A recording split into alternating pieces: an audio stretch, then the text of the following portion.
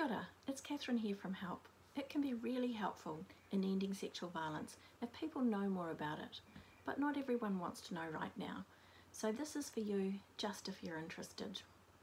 I'm going to answer some common questions and talk about some things that survivors want people to know.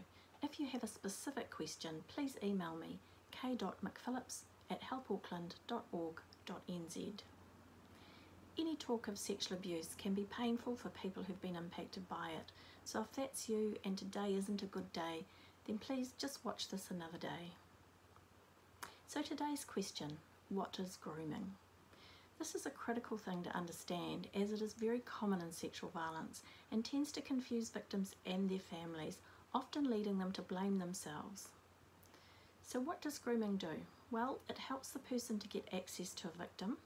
It also keeps the victim quiet so they don't raise an alarm at the time or tell afterwards, and encourages others not to believe the victim if they do tell. Grooming is done to the person who is an intended target and to the system around that person, whether that be a family, a workplace, or society at large. So for example, if we look at the sexual abuse of children and teens, so grooming would begin with the person making the child special in some way, so that the child will hold that special secret and will accept some inappropriate behaviour. Making the child special, that might be spending time with them, buying them presents, or having shared jokes at the expense of other members of the family or group. Because of being special, the child or young person is more likely to not call out when the first inappropriate touch occurs. And that first touch wouldn't usually be what we would call sexual abuse. It might be a hug or a rub on the back or something which could be inappropriate or not, so it blurs the boundary. It might be a step over a line, but not way over. So this confuses where the line actually is. And so if you've accepted that first touch, it's really hard to call the next touch, even if that one is a little more invasive than the one before. The person might also threaten the child or young person to keep quiet. They might say things like, "It would break your mother's heart and she won't love you anymore." Or they might make physical threats to hurt the dog or to hurt someone that the child or young person cares about. The person would also usually be grooming the family to get access and to split them off in some way from the intended victim, so they're less likely to believe the person if an accusation is made. So this begins with making a connection if one doesn't already exist through being a family member or a friend. The connection gives access, and then they will build their reputation. They want people to think of them as that great guy or someone special. Special in part because he really takes notice of our kids, or one kid in particular, often the one who is less popular than others. No surprise that parents naturally feel grateful for this rather than suspicious. Once that connection is established, the person might start to blur some boundaries. This might be physically spending time with a child or young person alone in a way which is outside the nature of their relationship. So for example, they might be a music teacher and invite this particular child or several children to a special concert at the museum. This is like testing the waters with the parents, seeing if they're okay with them spending time with a child, and then they move on to other activities. They might also split the child off from the family in other ways. A common way is raising a credible concern about the child not always being truthful. Now this is really easy to do, as most of us are not 100% truthful about everything, though mostly we are about sexual abuse. But this split can mean the child is less likely to be believed if they make an accusation. It might be a gentle suggestion about lying, or they might drive quite a wedge between the parent and child by lying to each of them about the other.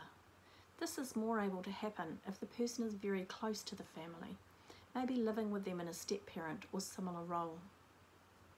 So, those 3 grooming steps, making an intended target and themselves special, blurring boundaries, and then splitting the person off from the rest of the group. We also see these steps with adults. A good example is with workplace sexual abuse. In the workplace, a person can use the power that they have to make an intended victim special. They might take them on as a protege or get them a quick pay rise or promotion, or if they're powerful enough, they just need to notice them to make them special. Then gradually some boundaries will get blurred. In this setting, it's likely to be between the work and personal relationships, and then involve touch. Threats in these situations may not be overt, but quite inherent in that workplace hierarchy.